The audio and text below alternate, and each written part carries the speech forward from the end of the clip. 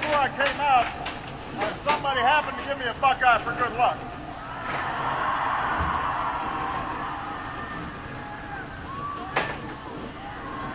I love you back. Now, before I begin, I want to say thank you to a few people who are joining us here today. Your mayor, Michael Coleman, is here.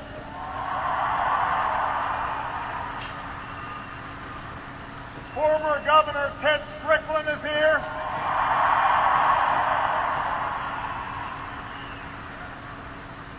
Senator Sherrod Brown is in the house.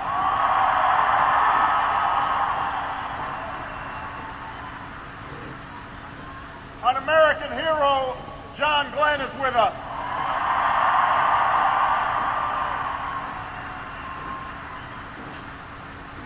And I want to thank so many of our neighborhood team leaders for being here today. You guys will be the backbone of this campaign.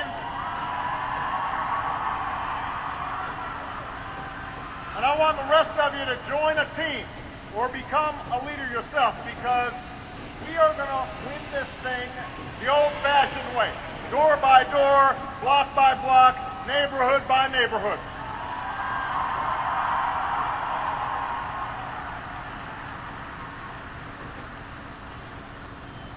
You know, Ohio, 4 years ago, you and I began a journey together.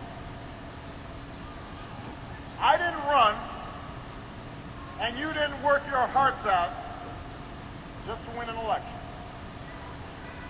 We came together to reclaim the basic bargain that built the largest middle class and the most prosperous nation on earth. We came together because we believe that in America, your success shouldn't be determined by the circumstances of your birth. If you are willing to work hard, you should be able to find a good job. If you're willing to meet your responsibilities, you should be able to own a home, maybe start a business. Give your children the chance to do even better, no matter who you are, or where you come from, or what you look like, or what your last name is.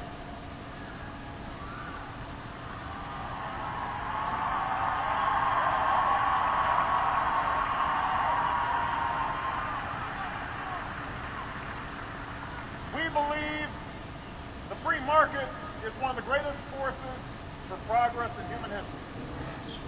The businesses are the engine of growth. The risk takers and innovators should be rewarded. But we also believe that at its best, the free market has never been a license to take whatever you want, however you can get it. That alongside our entrepreneurial spirit and our rugged individualism, America only prospers when we meet our obligations to one another and to future generations.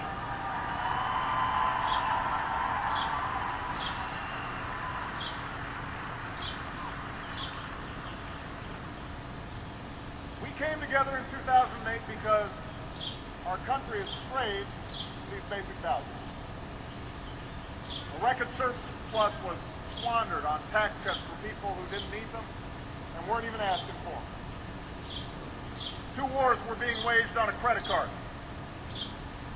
Wall Street speculators reaped huge profits by making bets with other people's money. Manufacturers left our shores. A shrinking number of Americans did fantastically well, while most people struggled with falling incomes, rising costs, the slowest job growth in half a century. It was the house of cards that collapsed in the most destructive crisis since the Great Depression. In the last 6 months of 2008, even as we were campaigning, nearly 3 million of our neighbors lost their jobs. Over 800,000 more were lost in the month I took office alone. It was tough. But I tell you what, Ohio, the American people are tougher.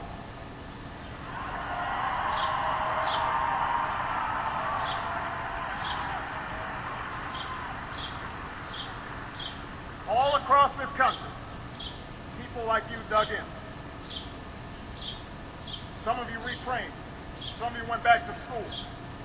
Small business owners cut back on expenses but did everything they could to keep their employees. Yes, there were setbacks. Yes, there were disappointments.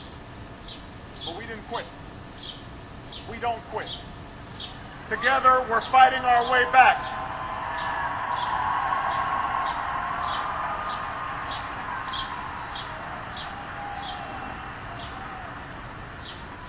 When some wanted to let Detroit go bankrupt, we made a bet on American workers, on the ingenuity of American companies.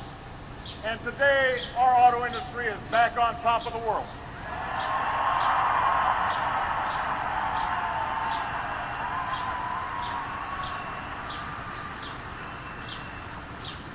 Manufacturers started investing again, adding jobs for the first time since the 1990s.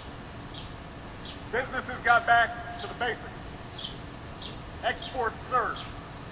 And over 4 million jobs were created in the last 2 years. More than 1 million of those in the last 6 months alone.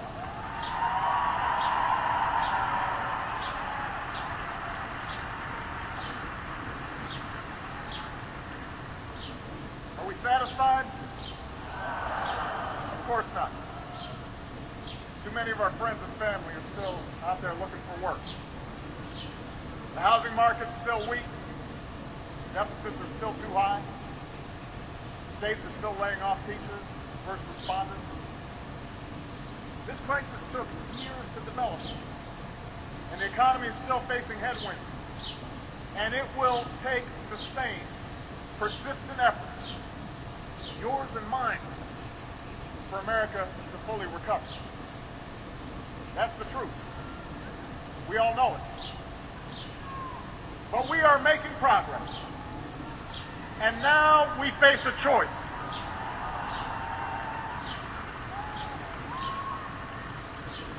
Now we face a choice, Ohio. Thank you.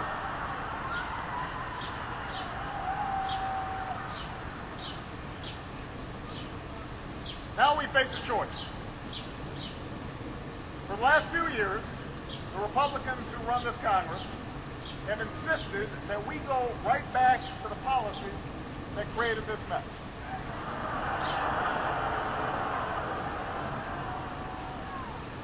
But, to borrow a line from our friend Bill Clinton, now their agenda's on steroids.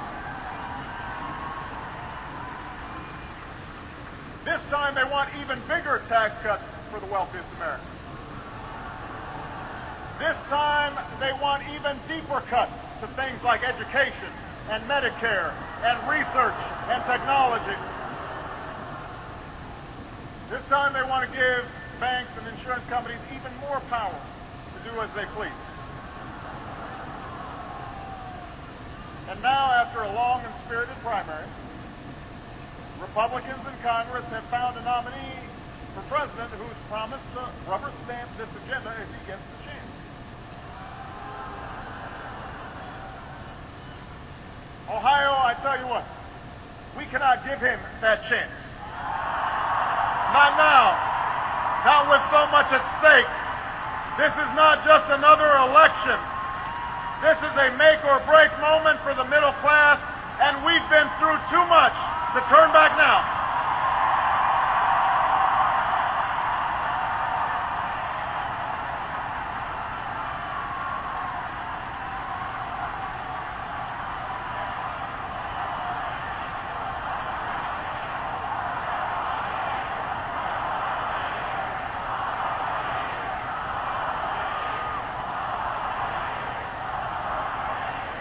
We have come too far to abandon the change we fought for these past few years.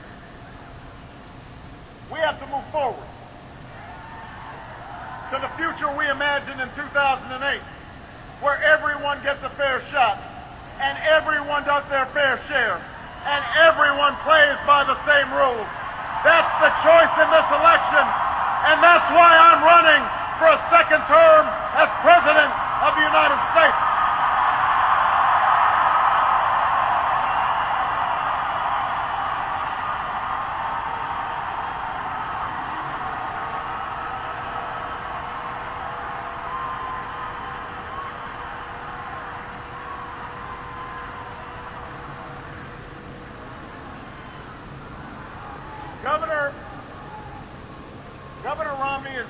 patriotic American who's raised a wonderful family.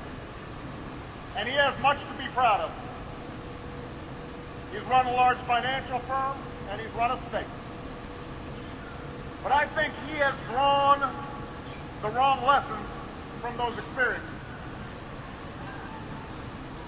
He sincerely believes that if CEOs and wealthy investors like him make money, the rest of us will automatically prosper as well. You know, when a woman in Iowa shared the story of her financial struggles, he responded with economic theory. He told her, our productivity equals our income. Well, let me tell you something. The problem with our economy isn't that the American people aren't productive enough. You've been working harder than ever. The challenge we face right now, the challenge we faced for over a decade is that harder work hasn't led to higher income, and that bigger profits haven't led to better jobs. Governor Romney doesn't seem to get that. He doesn't seem to understand that maximizing profits by whatever means necessary, whether through layoffs or outsourcing or tax avoidance or union busting, might not always be good for the average American or for the American economy. Why else would he want to spend trillions more on tax cuts for the wealthiest Americans? Why else would he propose cutting his own taxes while raising them on 18 million working families? Why else would he want to slash the investments that have always helped the economy grow? But at the same time, stop regulating the reckless behavior on Wall Street that helped the economy crash. Somehow, he and his friends in Congress think that the same bad ideas will lead to a different result. Or they're just hoping you won't remember what happened the last time we tried it their way. Well, Ohio, I'm here to say that we were there, we remember, and we are not going back. We are moving this country forward.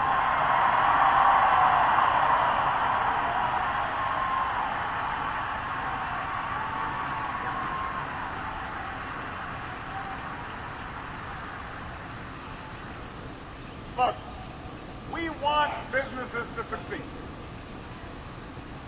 We want entrepreneurs and investors rewarded when they take risks, when they create jobs and grow our economy. But the true measure of our prosperity is more than just a running tally of every balance sheet and quarterly profit report. I don't care how many ways you try to explain it. Corporations aren't people. People are people.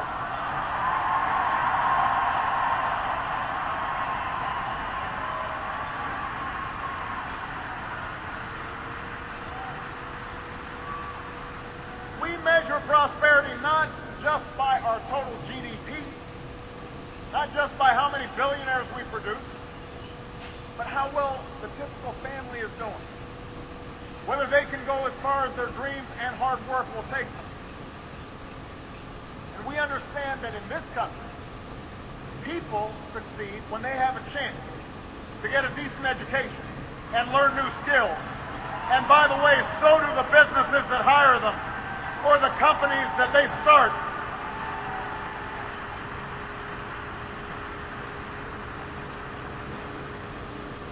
We know that our economy grows when we support research in the medical breakthroughs and new technologies that lead to the next internet app or life-saving drug. We know that our country is stronger when we can count on affordable health insurance and Medicare and Social Security.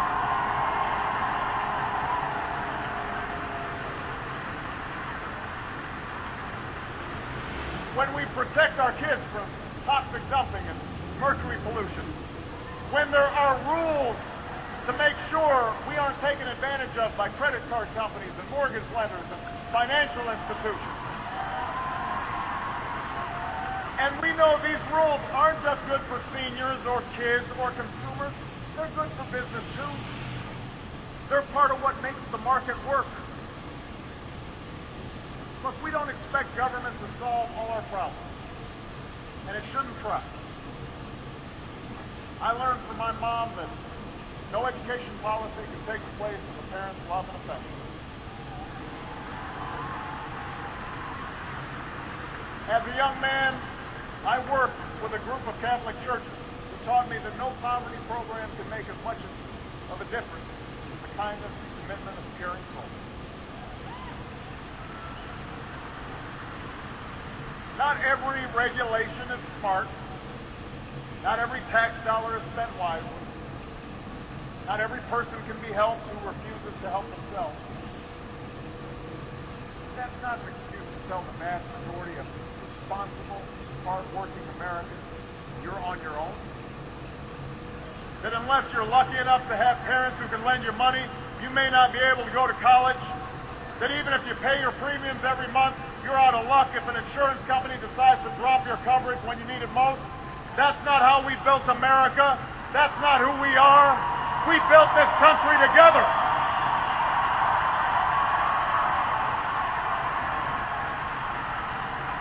We built this country together.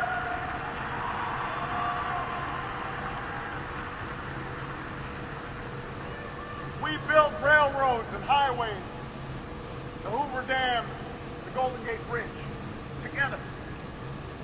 We sent my grandfather's generation to college on the GI Bill, together. We instituted a minimum wage and worker safety laws, together. Together we touched the surface of the moon, unlocked the mystery of the atom, connected the world through our own science and imagination.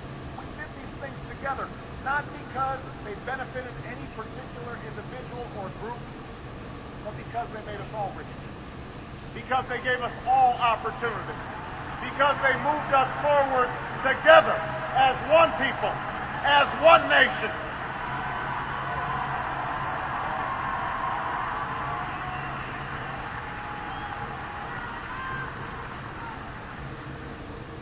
That's the true lesson of our past, Ohio.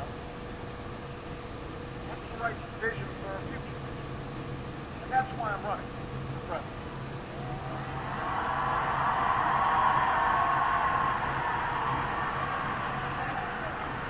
I'm running to make sure that by the end of the decade, more of our citizens hold a college degree than any other nation on earth.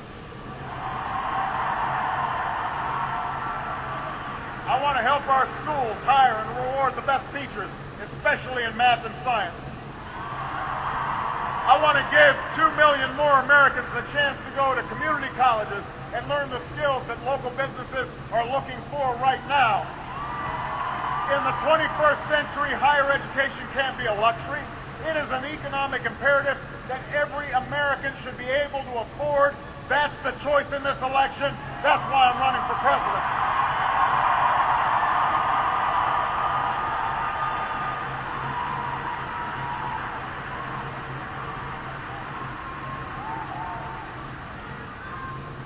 I'm running to make sure the next generation of high-tech manufacturers takes root in places like Columbus and Cleveland and Pittsburgh and Richmond.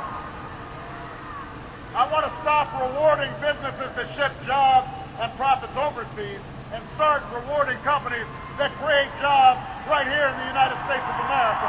That's the choice in this election.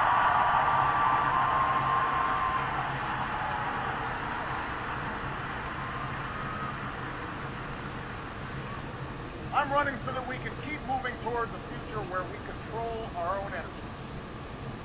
Our dependence on foreign oil is at its lowest point in 16 years.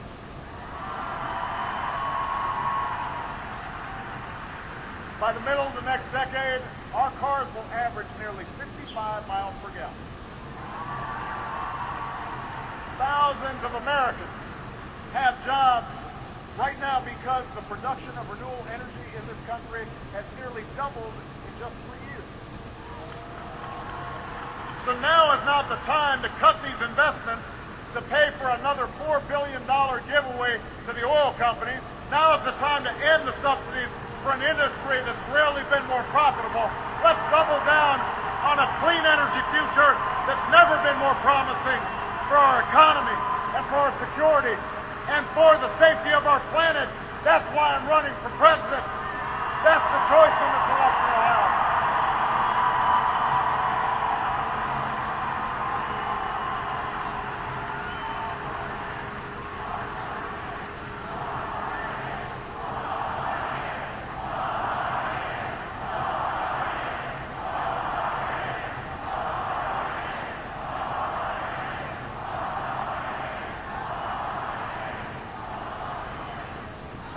For the first time in 9 years, there are no Americans fighting in Iraq.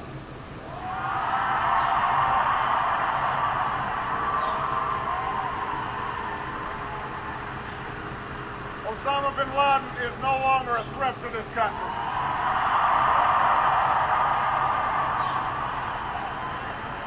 Al-Qaeda is on the path to defeat. And by 2014, the war in Afghanistan will be over.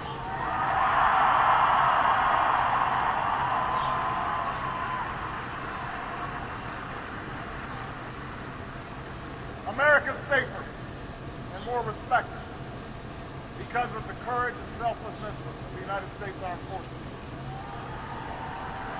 And as long as I'm Commander-in-Chief, this country will care for our veterans and serve our veterans as well as they've served us. Because nobody who fights for this country should have to fight for a job or a roof over their heads when they come home.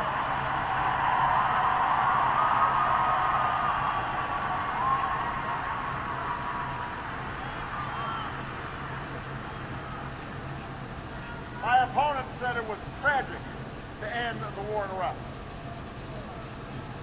He said he won't set a timeline for ending the war in Afghanistan. I have, and I intend to keep it. After a decade of war that's cost us thousands of lives and over $1 trillion, the nation we need to build is our own.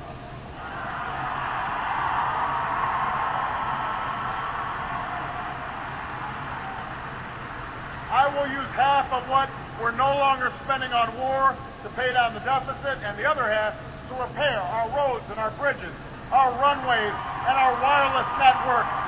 That's the choice in this election, to rebuild America.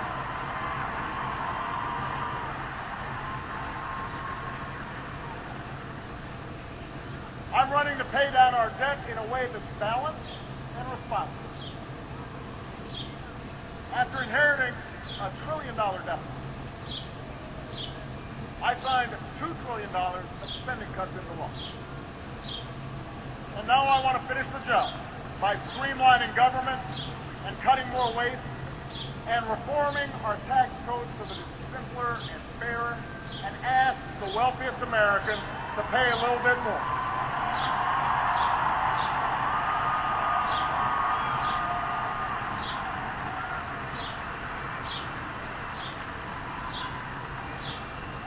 My opponent won't tell us how he paid for his new $5 trillion tax cut. A tax cut that gives an average of $250,000 to every millionaire in this country.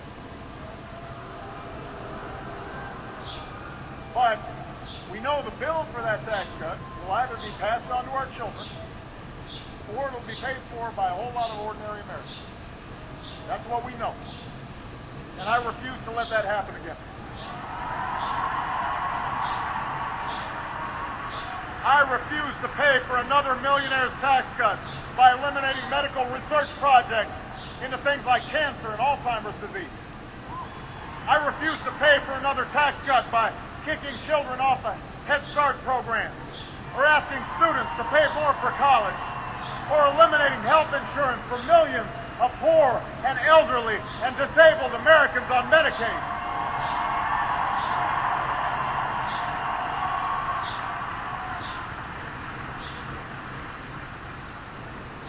As long as I'm President of the United States, I will never allow Medicare to be turned into a voucher that would end the program as we know it.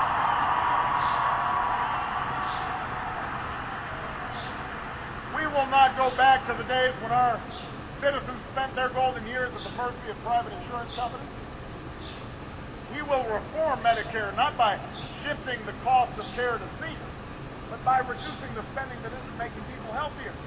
That's what's at stake in this election. That's what's at stake, Ohio. On issue after issue, we can't afford to spend the next 4 years going backwards.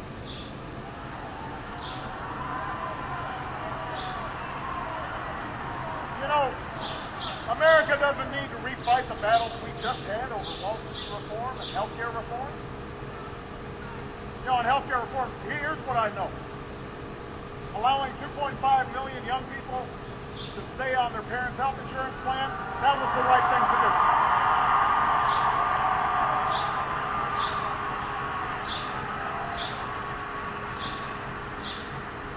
Cutting prescription drug costs for seniors, that was the right thing to do. I will not go back to the days when insurance companies had unchecked power to cancel your policy, or deny your coverage, or charge women differently from men. We're not going back there. We're going forward.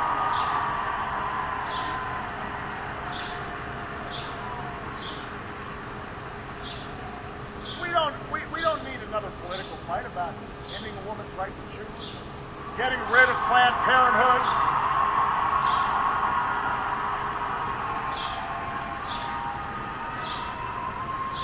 They're taking away access to affordable birth control.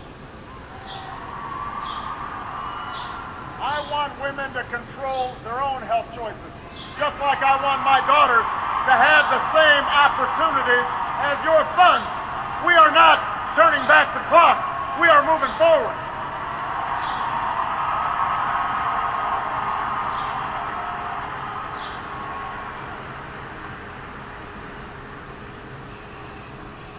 We're not returning to the days when you could be kicked out of the United States military just because of who you are, who you love.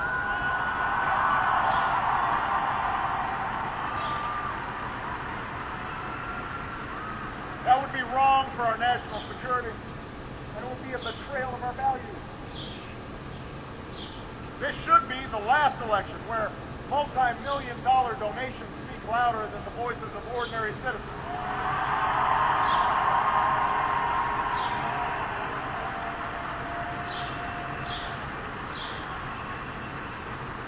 We need more checks on lobbyists and special interests, not less. We're not going to eliminate the EPA. We're not going to roll back the bargaining rights that generations of workers fought for. It's time to stop denying citizenship to responsible young people just because they're the children of undocumented immigrants. This country is at its best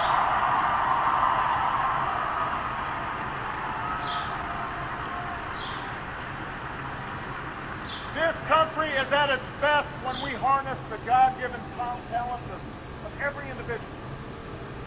When we hear every voice. When we come together as one American family, striving for the same dream.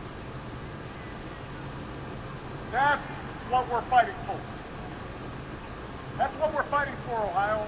A bold America. A competitive America. A generous America. A forward-looking America where everybody has a chance to make of their life what they will. That's what made us the envy of the world. That's what makes us great. That's why I'm running again for President of the United States.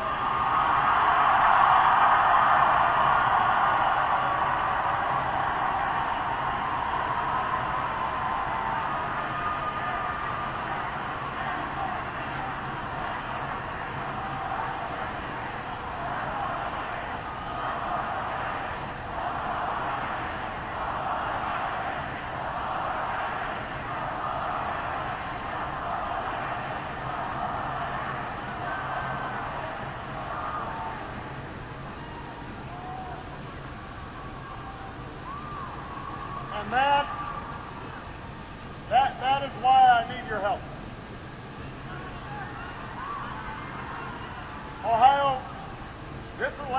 will be even closer than the last.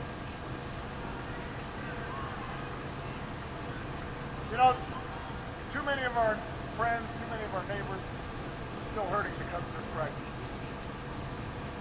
I've heard from too many people wondering why they haven't been able to get one of the jobs that they're creating, why their home is still underwater, why their family hasn't yet been touched by the recovery. The other side won't be offering these Americans a real answer to these questions. They won't offer a better vision, a new set of ideas. But they will be spending more money than we've ever seen before on negative ads, on TV, on radio, in the mail, on the internet, ads that exploit people's frustration for political gain. Over and over again, they'll tell you that America's down and out. And they'll tell you who to blame. And ask if you're better off than you were before the worst crisis in our lifetime. We've seen that play before. But you know what? The real question, the question that will actually make a difference in your life, lives of your children. It's not just about how we're doing today, it's about how we'll be doing tomorrow. Will we be better off if more Americans get a better education? That's the question. Will we be better off if we depend less on foreign oil and more on our own ingenuity? That's the question. Will we be better off if we start doing some nation building right here at home? That's the question. Will we be better off if we bring down our deficit without gutting the very things we need to grow? When we look back 4 years from now, 10 years from now, or 20 years from now, won't we be better off if we have the courage to keep moving forward? That's the question in this election.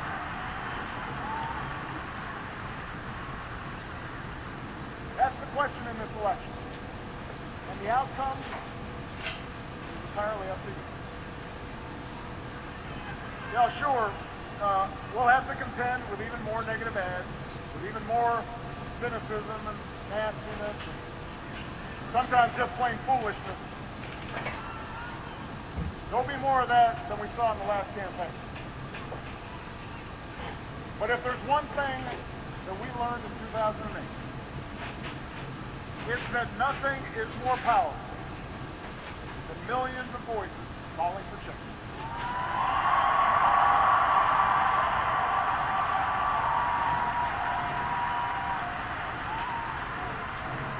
When enough of you knock on doors, when you pick up phones, when you talk to your friends, when you decide it's time for change to happen, guess what? Change happens. Change comes to America.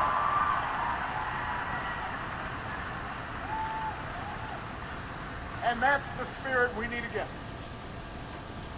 If people ask you what this campaign is about, you tell them it's still about hope. You tell them it's still about change. You tell them it's still about ordinary people who believe that in the face of great odds, we can make a difference in the life of this country.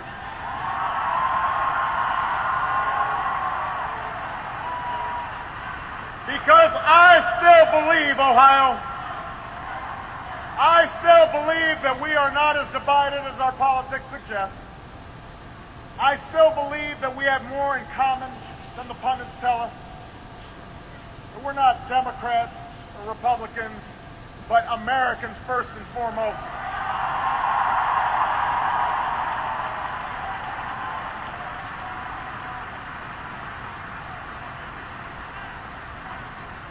I still believe in you. And I'm asking you to keep believing in me.